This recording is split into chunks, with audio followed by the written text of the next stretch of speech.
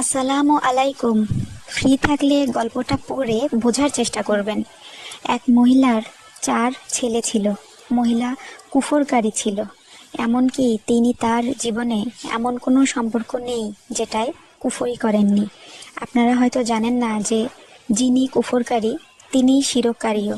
কেননা কুফর করার অর্থ হলো নিজের ইচ্ছামতো কিছু চাওয়া, অর্থাৎ আল্লাহর চেয়ে নিজেকে শক্তিশালী মনে করা এবং একই সাথে তকদিরের সাথে নাফরমানি করা। যখনই আপনি আল্লাহর চেয়ে নিজের কর্মকে শক্তিশালী মনে করবেন, সেটা নিশ্চয়ই শিরক হয়ে যাবে।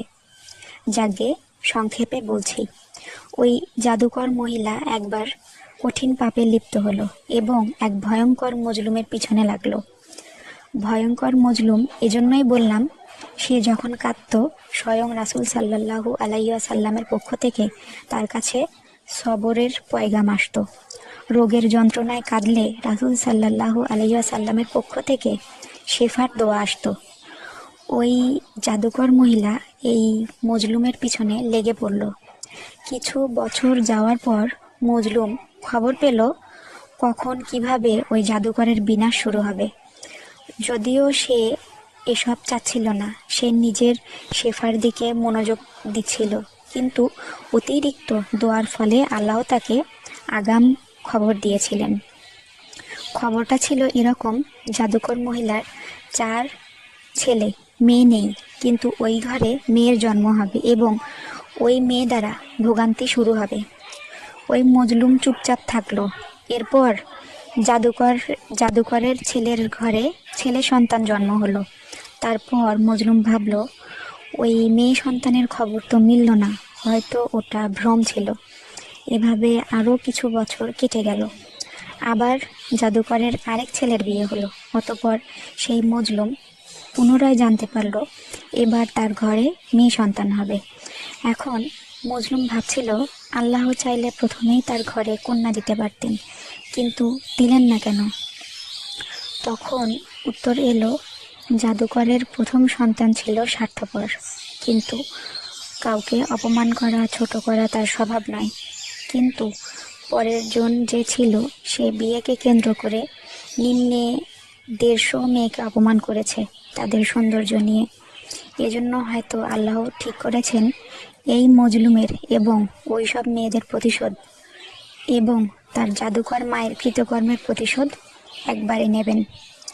আল্লাহ মালিক সব কিছুর উপরে পূর্ণ ক্ষমতাবান। আপনাদের আগাম এজন্য বললাম, এখনও তার স্ত্রী প্রেগনেন্ট নয়, এজন্য আগাম বললাম আজকের গল্পটা শেয়ার দিয়ে রাখবেন। যেদিন তার কন্যা সন্তান জন্ম হবে আপনাদেরকে দ্বিতীয় পার্ট বলবো। এবার বলেন, আল্লাহ ন্যায় বিচারক নন?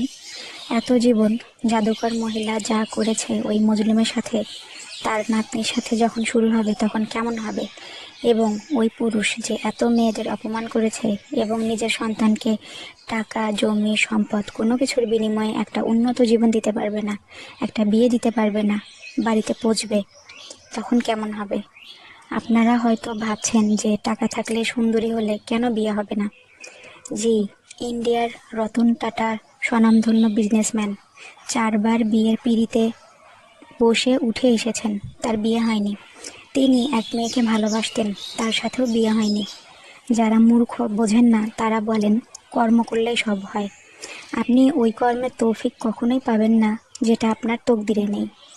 মজলুমের রাগ এ পর্যন্ত পৌঁছেছে যে সে দোয়া শুরু করেছে।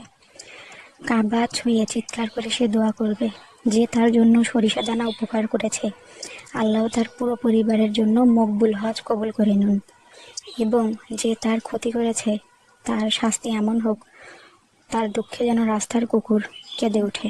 আল্লাহুম্মা আমিন। আরও মজার কথা শুনবেন, মজলুমের নিজের ভাতের ঠিক নেই, এদিকে তার হজের দোয়া কবুল হয়ে গেছে।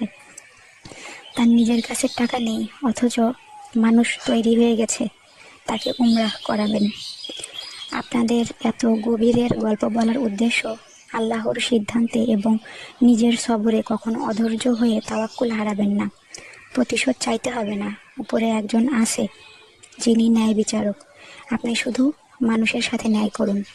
আসসালামু আলাইকুম।